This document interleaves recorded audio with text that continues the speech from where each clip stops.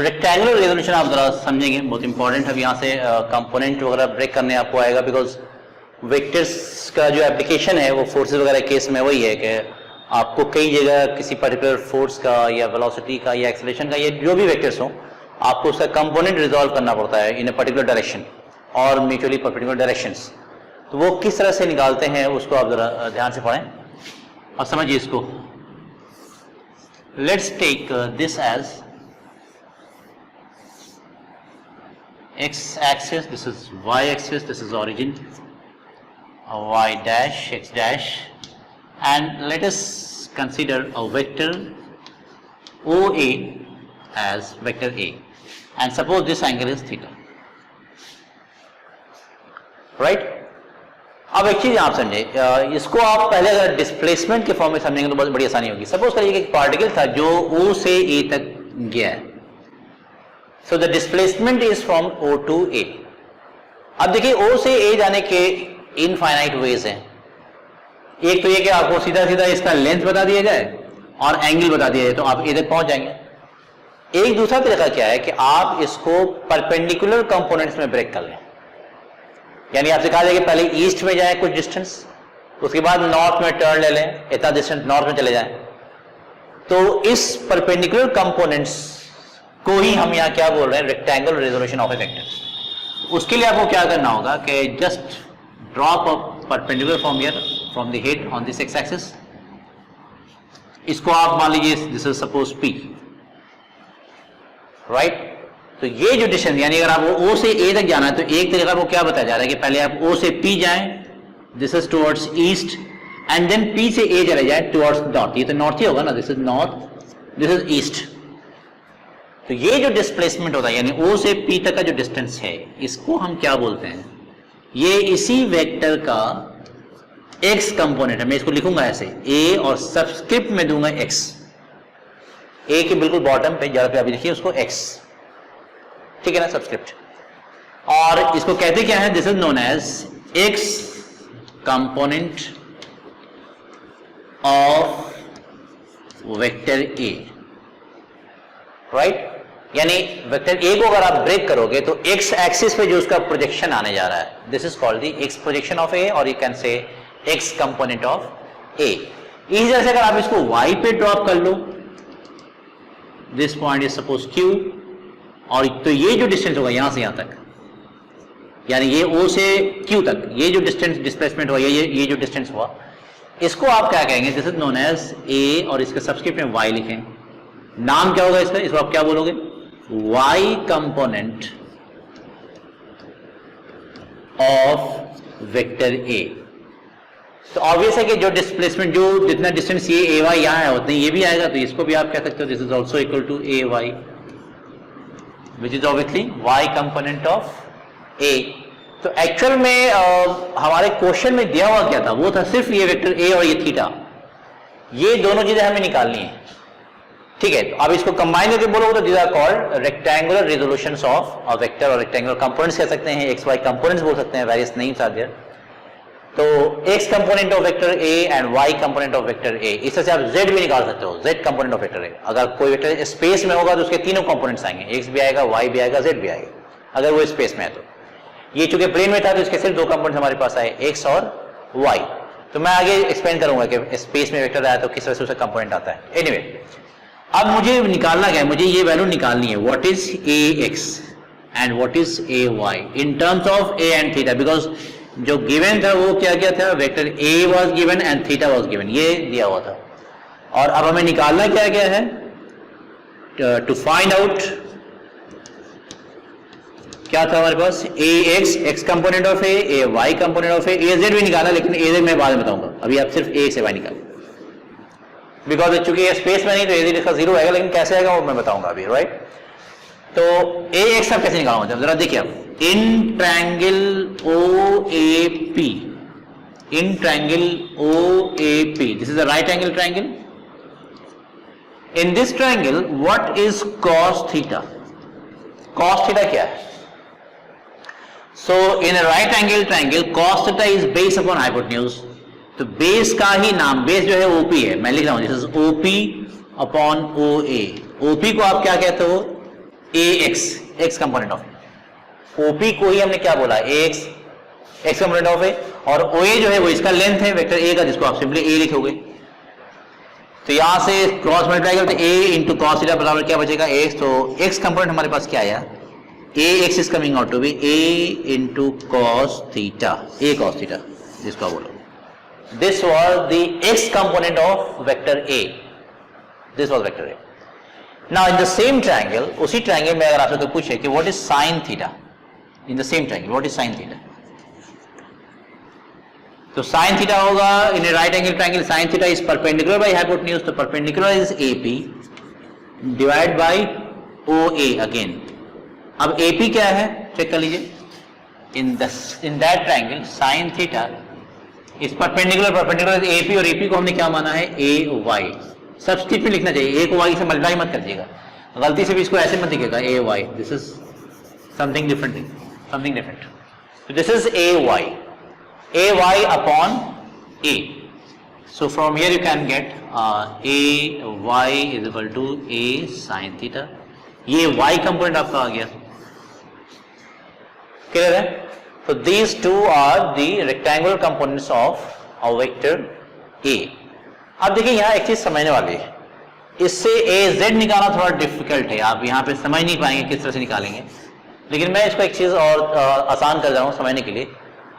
Component निकालने का एक आसान तरीका आप समझ लें, जब भी किसी भी वेक्टर का कंपोनेंट निकालना हो, परपेंडिकुलर कंपोनेंट्स की बात मैं कर रहा हूं, और म्यूचुअली परपेंडिकुलर में ऑब्वियसली एक्स वाई जेड में आप ब्रेक कर सकते हो, चाहे किसी भी कोई भी एक्सिस ऐसा चूज करें जो म्यूचुअली परपेंडिकुलर हो, तो उसमें अगर आपको कंपोनेंट कहा जाए निकालने के लिए, तो मैं यहाँ पे एक नोट दिखा रहा हूं, आप आसानी से इसको समझ करके नोट कर लेंगे बेसिकली कि the component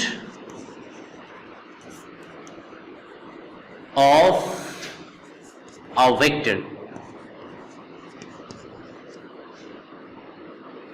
in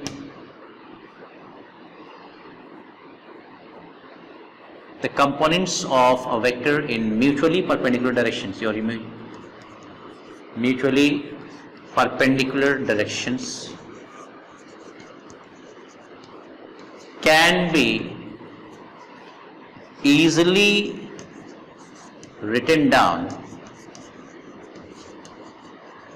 by how? By taking the product of the magnitude of the vector, magnitude of the vector, मैं लिखा रहा हूं यहाँ पे magnitude of the vector and cosine of the angle, obviously यहाँ पे स्मॉलर एंगल आप लोगे आसानी के लिए, वैसे आप बिगर एंगल ले सकते हो because cos of 360 minus theta cos of theta दोनों सेम ही होता है, मैं बताऊंगा अभी। कोसाइन ऑफ द एंगल और smaller angle between the vector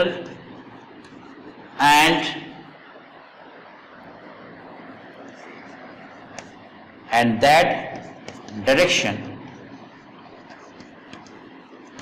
along which मैं यहाँ डायरेक्शन लिख रहा हूँ, along which components are required, components are required। तो लैंग्वेज थोड़ा सा होता है कंफ्यूजिंग हो, लेकिन अभी मैं आपको समझाऊंगा तो वो चीजें क्लियर हो जाएंगी, जस्ट वेट फॉर दैट। देखिए मैं क्या कहना चाह रहा हूं, आंसर आपके सामने यहां पे है, आप इसे उतार लो। अब मैं देखिए मैं सॉल्व करने जा रहा हूं।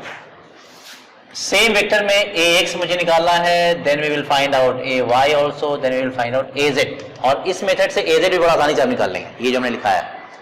लेकिन बहुत केयरफुली आप समझिएगा मैं क्या कहना चाह रहा हूं, किस तरह से मैं सॉल्व करूंगा इसे।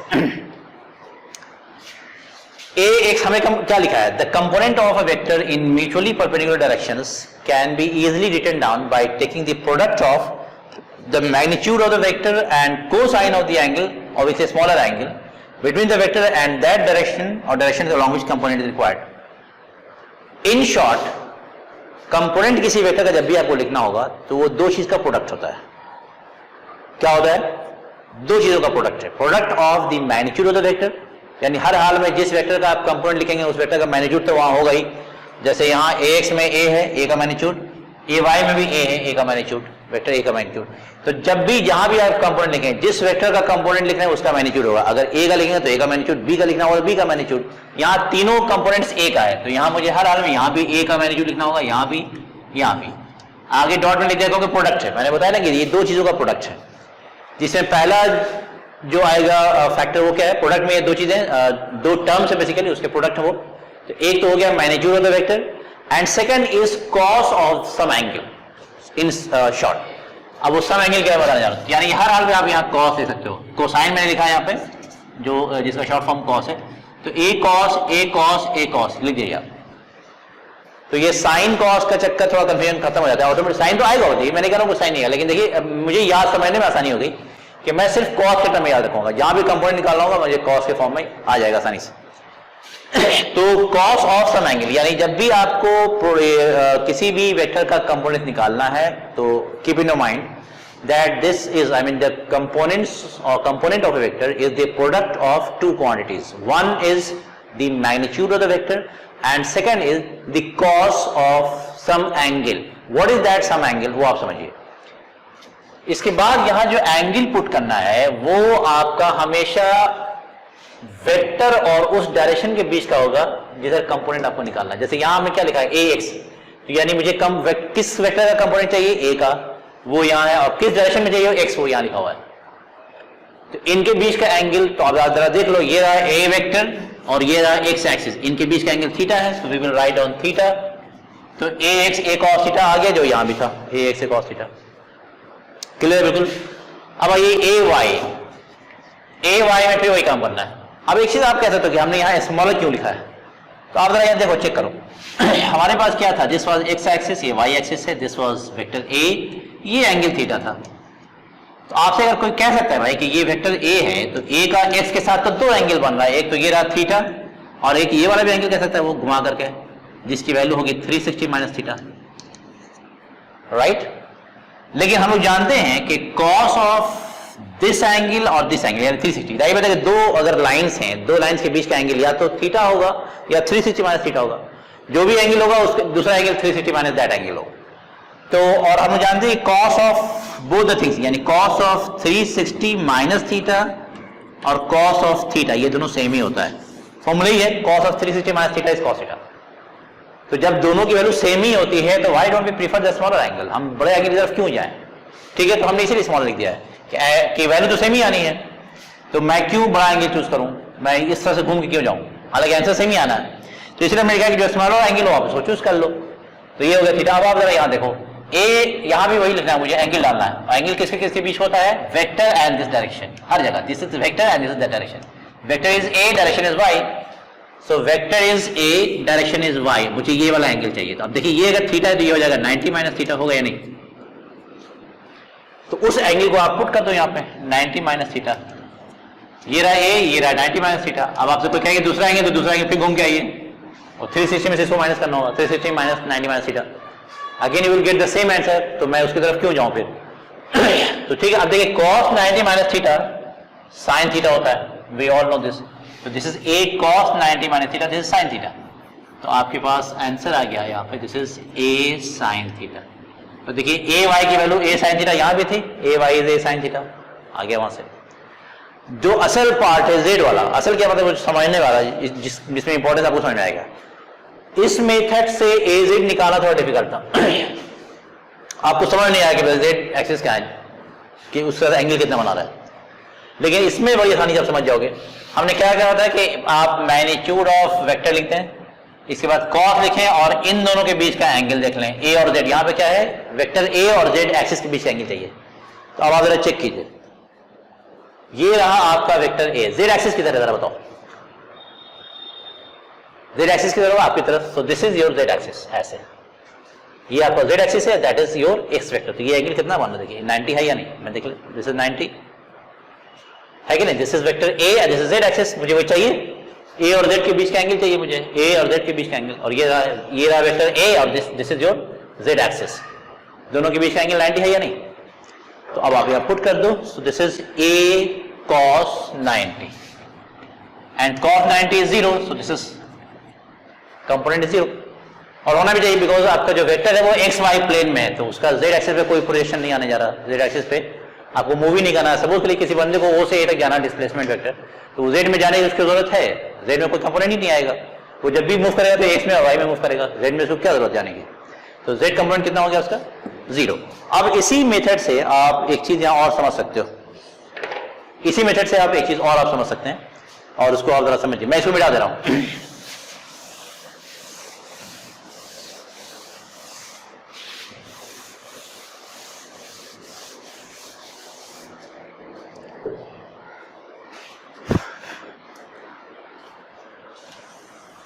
जरा देखिएगा, मैं इन तीनों को दोबारा लिख रहा हूं यहां पे, बल्कि सामने सामने दो चीजें लिखूंगा. और मैं ये रहा ए एक्स कंपोनेंट मुझे चाहिए और यहां मुझे चाहिए A x dash, because this is x dash.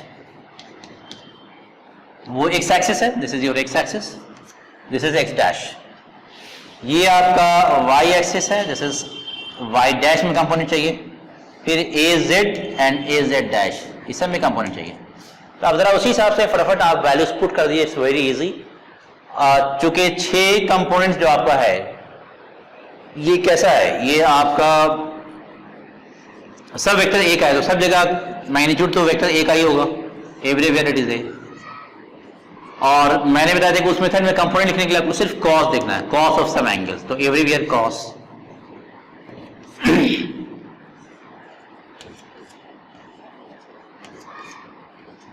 Right. इसके बाद जो एंगल्स आप देखते हैं, यानी यहां देख लीजिएगा, ये हमेशा लिखा रहेगा कौन सा वेक्टर कौन सा direction, which vector which direction, which vector which direction, everything will be given to you. बहुत प्रॉपर्ली आप मैं नोटेशन भी यूज कर रहा हूं. तो यहां आप देख लेंगे और जो एंगल आता है स्मॉलर आप चूज कर लीजिए. तो ये ए और एस के बीच का एंगल क्या है, this is your A vector, this is x axis, angle is theta. Put कर लीजिए, पहला आंसर आ गया.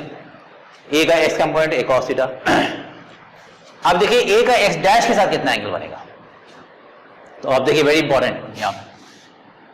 मैं इस वेक्टर को दोबारा यहाँ ड्रॉ कर दे रहा हूं ताकि कोई कंफ्यूजन ना हो. This is y, y dash x, x dash z. तो मैं यहाँ ड्रॉ नहीं करता था, अभी आसानी के लिए मैं इसको वेक्टर लिख रहा हूं. This is O A, this vector is A and this angle is theta. Clear. अब देखिए एक्स के साथ तो एंगल थीटा था, तो हमने पुट कर दिया. अब मुझे देखना है एक्स डैश के साथ. तो जरा देखिएगा, ये रहा वेक्टर ए और ये रहा एक्स डैश एक्सिस. तो इसका एंगल जो बनेगा, यानी ए वेक्टर का एक्स डैश के साथ एंगल क्या है, ये वाला एंगल.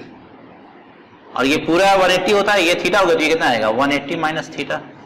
आप इसको यहां पुट करोगे, this is 180 minus theta and cos 180 minus theta is minus cos theta. So this is minus A cos theta. So this is a x dash. Remember this. अब यहां देखिए क्या चीज इंपॉर्टेंट है कि एक्स कंपोनेंट और x dash component, क्योंकि वो एक्सिस का अपोजिट साइड होता है, अपोजिट एंड कहेंगे आप. तो जो कंपोनेंट एक्स एक्सिस कहलाऊंगा उसका जस्ट अपोजिट आएगा एक्स डैश में. यानी you will always get A x dash is equal to minus A x या A x is equal to minus A x dash. Obviously दोनों हो सकता है, यानी दोनों एक दूसरे का अपोजिट आएगा. जो कंपोनेंट एक्स एक्सिस के अलावा आएगा उसका जस्ट उल्ट अपोज माइनस कंपोनेंट आएगा एक्स डैश के अलावा. सिमिलरली आप कह सकते हैं वाई और जेड में भी जो कंपोनेंट वाई में आएगा उसका जस्ट माइनस साइन के साथ यहां आ जाएगा. देखिए कैसे, ए का वाई के साथ कितना एंगल है, चेक कीजिए. ये एंगल था ए का एक्स के साथ थीटा, तो वाई के साथ कितना होगा 90 माइनस थीटा. मैं यहां लिख रहा हूं, ये एंगल हो जाएगा 90 minus theta. So this is a cos 90 minus theta होता है साइन थीटा. तो दिस इज ए वाई, यानी ए का वाई कंपोनेंट कितना आया, ए साइन थीटा. अब जरा यहां पुट कीजिए क्या वैल्यू आएगी ए का वाई डैश. अब जरा चेक कीजिए, ये रहा वेक्टर ए और ये रहा वाई डैश. तो आप देखिएगा तो यहां तक तो वेक्टर थीटा है ही एंड दिस एंगल इज 90. ये पूरा एंगल कितना होगा 90 प्लस थीटा. यहां से यहां तक 90, दिस इज प्लस थीटा. तो यहां आप लिखोगे 90 plus theta and cos 90 plus theta is minus sign theta. तो माइनस साइन थीटा और ये ए, तो ये हो जाएगा माइनस ए साइन थीटा.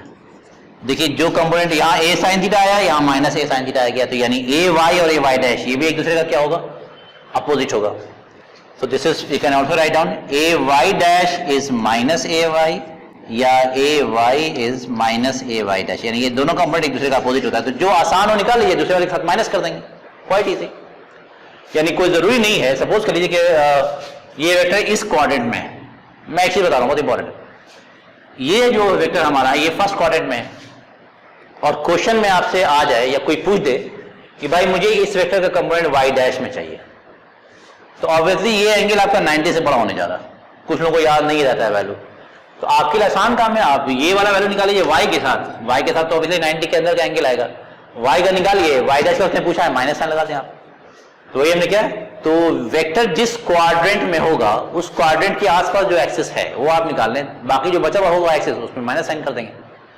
अगर मान लीजिए कि कोई वेक्टर इस क्वाड्रेंट में होता है, समझिएगा इस थर्ड क्वाड्रेंट, तो थर्ड क्वाड्रेंट के आसपास एक्सिस कौन कौन सा है, x डैश y डैश, क्योंकि अगर वेक्टर इस क्वाड्रेंट में होगा तो ये दोनों एंगल 90 से कम होगा, तो मैं ये दोनों कंपोनेंट निकाल लूंगा, अब बाकी इन दोनों के लिए मैं माइनस साइन कर दूंगा, क्योंकि दोनों दूसरे का अपोजिट होता है, x डैश मालूम हो जाएगा तो x उसका अपोजिट होगा, x मालूम होगा तो x डैश उसका अपोजिट होगा, y डैश मालूम है तो y उसका अपोजिट, y मालूम है तो y डैश अपोजिट, तो इट्स क्वाइट इजी। अब आप z में देखिए, z के बारे में अभी हम समझा चुके कि वेक्टर अगर आपका हाँ दिस इज, ये वेक्टर है a वेक्टर और ये आपका z एक्सिस है, आपसे z एक्सिस पूछा गया था कि क्या कंपोनेंट होगा, तो वेक्टर a का z के साथ कितना एंगल है 90 डिग्री, तो आप यहां पुट कीजिए 90 डिग्री है या नहीं, कीजिए a vector z axis 90 cos 90 0 का नेगेटिव भी 0 ही होता है, पता ही आपको, तो अब आप माइनस अगर z डैश जाएंगे तो z डैश ऐसे हो जाएगा इनसाइड, ये a वेक्टर है कि नहीं, देखिए सर अंदर जाएगा ये a और ये z डैश, फिर 90 बन रहा है, तो cos 90 यहां भी लिखेंगे आप, अगेन 0 क्लियर है, तो ये चीज आपको समझ में आ गई। इस पे एक क्वेश्चन मैं दूंगा, न्यूमेरिकल वैल्यू आप निकाल सकते हैं, मैं इसको इरेज करने जा रहा हूं, अच्छी तरह इसको समझ लें भाई, इट्स वेरी इंपॉर्टेंट, बिकॉज जब मैं काइनेमेटिक्स लॉज ऑफ मोशन वगैरह पढ़ाऊंगा तो वहां वेट का कंपोनेंट, नॉर्मल का कंपोनेंट वगैरह निकालना पड़ता है, तो उसमें थोड़ा कंफ्यूजन होता है लोगों को कि कहाँ साइन लेना कहाँ कॉस लेना, तो मैंने वो सारा कंफ्यूजन यहीं दूर कर दिया कि आप जस्ट कॉस के टाइम में बात करें, परपेंडिकुलर हो तो एक कॉस हो तो दूसरा साइन ऑटोमेटिकली आ जाएगा, तो यहाँ चेक कर लेंगे। तो इस कंपोनेंट पे एक प्रॉब्लम कर लेता हूं, हाँ लेट्स डू वन प्रॉब्लम हो रहा है।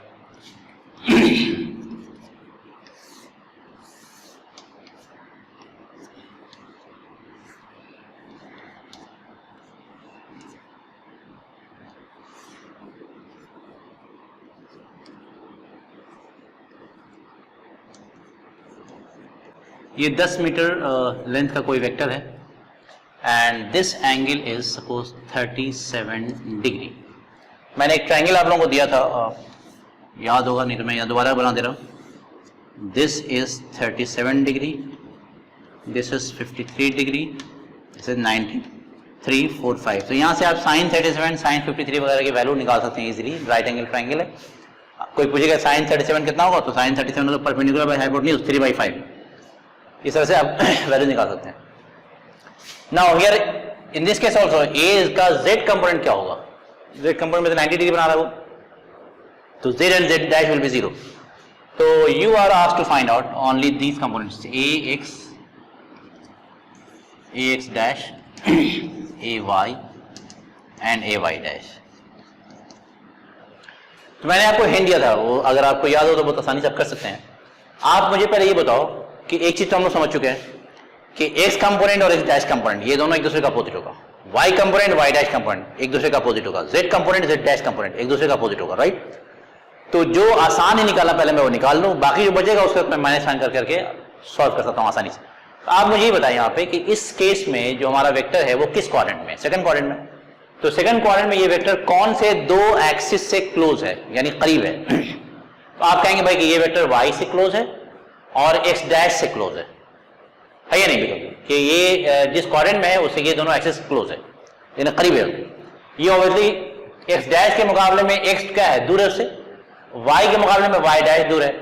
तो चूंकि ये वेक्टर इस क्वाड्रेंट में है तो इसके क्लोज, इसके करीब जो दो एक्सिस है यानी दो एंड एक्सिस का वो x डैश और y, तो मैं वही दो कंपोनेंट पहले निकालूंगा। और ऑब्वियसली ये अगर 37 डिग्री है तो ये एंगल कितना बचा, दिस इज 53 डिग्री, 53 प्लस 37 90 होता है। तो मैंने बताया था कि जो भी कंपोनेंट निकालना होगा उसमें मुझे क्या करना होता है, we have to take the product of the magnitude of the vector and cos of the angle, ये ना magnitude of the vector cos of the angle, magnitude of the vector cos of the angle. तो अब देखिए यहाँ मुझे इसमें निकालना कौन सा, पहले मुझे मैं y निकालूंगा और x डैश निकालूंगा, बाकी दोनों अपोजिट कर दूंगा। एक बार x डैश निकल गया तो x जो है उसका अपोजिट होगा, y निकल गया तो y डैश उसका अपोजिट होगा। तो यहाँ कौन सा निकालूं, पहले मैं x डैश निकालूंगा और y निकालूंगा, ये दोनों, बाकी दोनों में इसका अपोजिट कर दूंगा। तो देखिए a x डैश यहाँ लिखूंगा a cos, a y again a cos, ठीक है। कितना एंगल पुट कीजिए यहाँ पे, तो a का x डैश के साथ कितना एंगल है, ये रहा a और ये रहा x डैश, एंगल 53, मैं फिट करूंगा 53। अब देखिए a का मैग्नीट्यूड दे रखा है 10 मीटर एंड cos 53 बताओ यहाँ पे cos 53 की वैल्यू क्या होगी, cos theta is base by hypotenuse, तो 53 का बेस क्या है 3 और हाइपोटेन्यूज 5 है, तो cos 53 इज 3/5, 5 to the 10, ये आ गया 6 मीटर। अब आप खुद बताओ x डैश आपने निकाल लिया तो क्या x को अलग से कैलकुलेट करने की जरूरत है या डायरेक्टली मैं -6 लिख दूं, क्योंकि ऑलरेडी हमने प्रूफ कर दिया पहले कि x डैश और x कंपोनेंट ये दोनों एक दूसरे का अपोजिट होता है। एक ही वेक्टर का दो कंपोनेंट x और x डैश ये दोनों क्या होगा, हमेशा एक दूसरे का अपोजिट होगा।